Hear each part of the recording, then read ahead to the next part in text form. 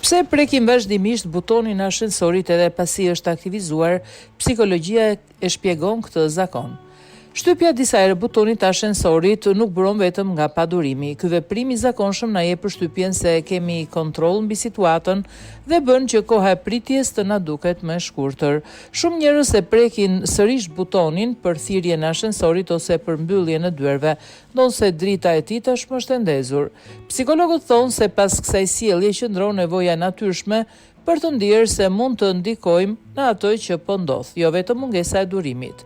Një shtypje tjetër zakonisht nuk e ndryshon funksionin e ashensorit, por mund të na krijojë ndjesinë se po presim më pak. Ky është një veprim që me siguri e kemi përsëritur shpesh, qoftë duke pritur përpara ashensorit, qoftë pasi keni hyrë brenda tij, edhe pse dini se procesi nuk do të përshpejtohet. Mund të duket si reagimi i një personi që nuk toleron dot as për sekonda vonesë, por në fakt bëhet fjala për një dukuri të emërtuar dhe të studiuar prej dekadash. Fenomeni quhet iluzioni i kontrollit. Psikologët e përshkruajnë atë si prirjen për të besuar se mund të ndikojë në ngjarje që realisht nuk varen nga veprimet tona. Në një prej eksperimenteve, pjesëmarrësit blen bileta llotarie. Personat që kishin zgjedhur vetë biletën i jepnin asaj më shumë ler, sesa ata që e kishin marrë në mënyrë të rastësishme. Megjithse mundësitë për të fituar ishin të njëjta për të gjithë. Sipas psikologëve, edhe një veprim fare i vogël mund të na japë përshtypjen se situata është në duart tona. Kjo rrit ndjenjën e sigurisë dhe pakson fuqinë që mund të përjetojmë. Në disa godina, butoni që përdoret për mbylljen e dyerve të ashensorit mund të jetë i çaktivizuar për përdoruesit. Rregullat lidhen me dhe qashmërinë tregojnë që dyert të mbeten të hapura për një periudhë të caktuar, në mënyrë që personat me aftësi të kufizuara apo ata që lëvizin me paterica të hyjnë pa rrezik.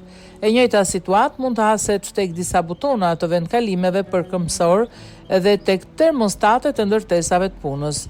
Edhe nëse efekti i tyre është i kufizuar, prania e këtyre pajisjeve i bën njerëzit të ndjejnë se po hyjnë për të ndryshuar gjendjen. David Meister, ekspert i menaxhimit të pritjes, ka shpjeguar se koha perceptohet sikur kalon më shpejt kur e mbushim me një veprim krahasuar me momentet kur thjesht qëndrojmë duke pritur. Ai ka sjellë rastin e një hoteli ku ankesat për ngadalësinë e ashensorëve ishin të shumta. Hoteli nuk i zëvendësoi pajisjet, por vendosi pasqyra në hol.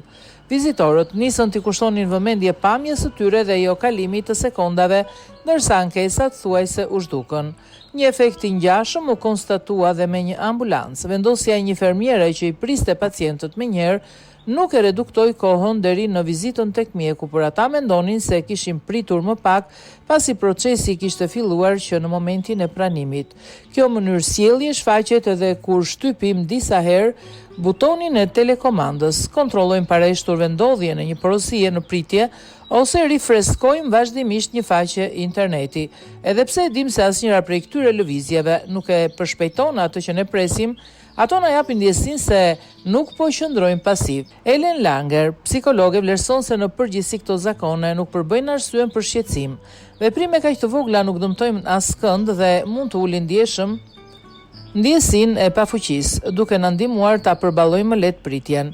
Dyert e ashensorit do të hapen apo do të mbyllen në kohën e caktuar, e vetmja gjë që ndryshon është perceptimi ynë. Disa prekje të butonit bëjnë që ato pak sekonda të duken më të përballueshme.